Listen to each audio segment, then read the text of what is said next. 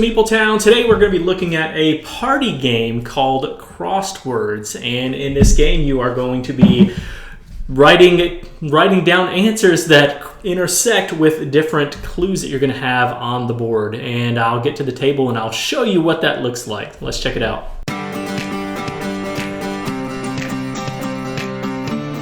All right, here we go. Here is the setup for Crosswords, and basically you have this tray where you're going to be tossing your disc into. Each player starts off with 9 of these dry erase discs that they're going to be writing their answers on and throwing into the trays. Now, to set up the game, we drew a card. This is a starts with card. So this one starts with D, and then that tells you how you're going to set up the rest of the cards out here. So this one says that I'm going to have a proper noun here and a thing card here, proper noun thing, and miscellaneous here, and that's how we set up the card. Now, essentially, what you're going to do is you're going to be writing down on your disc and throwing them into these different spaces where they intersect. So, for example, let's say we have a fictional character, or let's say things that are really old. I actually didn't even look at these to see what my answers would be yet. So first we have starts with D and things that are really old. So I might write down, let's say I write down dinosaurs. So I would write down dinosaur and throw this disc in that spot where those two things intersect. Now, each of you, like I said, has 9 of these discs, and as you put one in there, you're going to say 1 crossword. You'll say 2 crosswords when you put your second one in there. Whenever somebody places their 9th one, everybody's done, and then you're going to check out these different locations. You're going to go through and compare these. Any duplicates that you have, those are going to be thrown away. And if you have, if I have a right answer and player 3 has a right answer, we're both going to count those, and whoever has the most points from that round is going to score 3 points. Second place is going to get 2 points. Third place is going to get 1 point, and it's going to be the first player to 7 points is going to be the winner. It's super simple to teach. I actually just taught you the whole game. Now, how do these play out? Now, that's a different question. So there are a lot of different options for how you can do this, and the book gives you lots of different ones. The book gives you example of, let's say you have one of them is plants and animals, and it intersects with a band name. They said you could write the Beatles, right? So Beatles is a band name, and it's also a bug. So you could write Beatles in there and then throw that in that spot. You can even, and some of them, are a little more obvious, like if it's a color that intersects with a band or something like that, then Green Day would work, and Pink would work, right? So you just would have to have one of those words match up. Now you can even, if another example gives in the rule book, if you have a boy's name intersecting with a color, you could write Fred, because Fred is a boy's name, but also you have red within that word that would count for the color. So there's a lot of different options for things that you could write on there. So like song title matches up with monsters and villains. I don't know, Bad Leroy Brown, right? Now that's whether or not you would say that is the exact answer. You're gonna have those conversations afterwards to say, I don't really think that would count as a monster or villain, or whatever. So you're gonna have a lot of those conversations. Now I'm gonna just kind of jump into the review, because that's just the overview of how the game plays. First, we'll start with the art and components. The art is super simple. There's not really a lot. It's just clear, concise. You know that this is the category. This is the clue that you have that you want to be able to write. All that's very clear. I personally probably would have gone with a different font, but that's fine. It's clear with what you're reading. I think it looks great. The tray and these discs, these dry erase discs, are really cool. I like these a lot. I love that they went with the route where you can, erase these afterwards. And there's a lot of components. This game plays up to 6 players, and so you have 6 sets of 9 of these different colored discs with the different, icons on the back, which is really cool. But anyway, I love the components from that perspective, and how it just, I don't know. It's well done. I'll say that.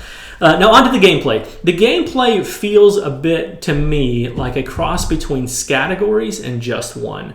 Scattergories where you are, it gives you a topic and you have to match it up with the letter that you roll for that round. This has a lot of similarities with that, especially because you're going to have a card that starts with, that's the card that you always start with. It doesn't always start with the letter. like that, like just one letter. This says it'll start with a vowel. So there's different options there, but that is really similar to categories when you're just rolling the dice and then just matching up. And then basically what they did is took that and expanded it a little bit so that not only you're crossing the letter with the category, you're also adding other categories that cross with categories. And I think that's really interesting. I think that, it can be a really quick game. In the sense that like each round can be very fast. Somebody can really just be hammering these out and throwing their disc in. And that can be really frustrating to people that aren't great at speed games or don't really enjoy speed games that much. But I think that are thinking quickly on your feet, at least in categories, everyone has the same amount of time. But in this one, you're at the mercy of the fastest player if they can get theirs out first. Now, I don't know if I mentioned this or not, but when you're putting these discs out, let's say the category, I was looking at the things that are old that start with a D, okay? So I've thrown dinosaur in there. Now, I can also, let's say I think, okay, probably the orange player is also going to put dinosaur. I might want to put, let's say, dust. I would put dust and throw that one in there. Sorry, that was supposed to be the red character, but I'll throw that one in there so I could actually have two of my disc in the same spot. I'm only going to score for the one, but I can do that in case I think that somebody else might answer that. And that makes it even go faster, potentially that if I get hung up on one, I might just go and do that, throw another disc in that same spot just to kind of speed things up. And again, that can be kind of frustrating for people. If you don't like speed games, if you do, then you would have no problem with that. Now, the other part of this game that can be a bit frustrating is the way that the rules are written. I mentioned basically all the rules that the book says. It gives you several different examples. But in the same way of categories can be frustrating sometimes in that when you put an answer, like the conversation that happens after the round of, does that really count? Should we count that? I don't know. Let's look at the rule book to see if you actually could have written that. I would have liked to have seen more examples in the book to show you what would be acceptable and what's not acceptable. But the downtime that can happen from those discussions afterwards can be kind of frustrating, because in a game like this, you just want to be able to play and have fun and not have to really think that much about the rule set and to wonder, is it okay if I put that? Now, I do think that the way that the rule book is written and the fact that you can write like Fred and Red indicates that you can write pretty much anything as long as it does fit in those categories and everybody agrees to those fitting in those categories. But we found it to be kind of frustrating at times to having those conversations. Can they write that, or are these two things the same? You wrote I don't know, like the color green, like Green Day, and I wrote Green Bay or something like that. And they're different, but the colors are the same. So does that count? That's not a great example, but because you can do that. But there were some times where we hit snags where we could, where we kind of at a loss. We were at a loss to figure out if it was acceptable to do those things. So that can be kind of frustrating. I like the idea in this game. The whole idea is that you want to feel clever, right? You want to feel more clever than the other players around the table. Like I have, Bad Leroy Brown. How many people would come up with that? Maybe not a lot. And so then that flips over and you feel, I did something really good. And that's kind of the crux of the game, right? Like that you feel clever writing these different answers. But sometimes you don't feel clever. It's not as the answers aren't as clever as you think they might be, I guess. And we ran into that some. But overall, it is cool that when you do feel clever and you do have a really good answer. So all that to say, I may have said some negative things about this, but I like this game. I think it's fun.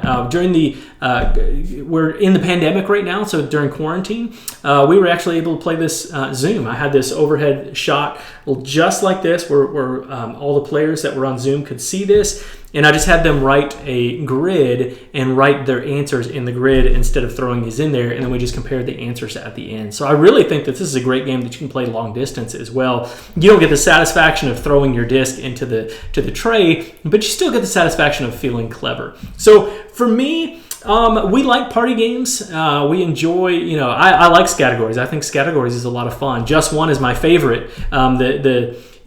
Writing answers that you want to be different from other characters is how that, kind of looks like Just One. So for me, I'm going to give this one a 7. It's a game that we enjoy. We'll bring this out with family. You can play with 6 players, which is great. If you have a party of 6 going on, you sit around and play this game, and you can all reach the tray pretty easily. So we've enjoyed this one. I definitely recommend checking this one out, especially I would say if you like categories type games. That's really the closest comparison, but they're very different. But I think it's the closest comparison, maybe a cross between that and Just One. So if you like those type of games, I definitely recommend that you check this one out. That is Crossed Words. Now, if you want to get in touch with us, you can reach out to us at social media at Meepletown Games, Instagram, Facebook, Twitter. You can go to our website, meepletowngames.com, where you can see all of our different content. We have a podcast. We have this YouTube channel and some written reviews and things like that on there. You can check us out there. You can also go to Board Game Geek Guild number 3407 if you want to connect with our community of Meepletonians or Meeps there. But until next time, thanks for coming down to Meepletown.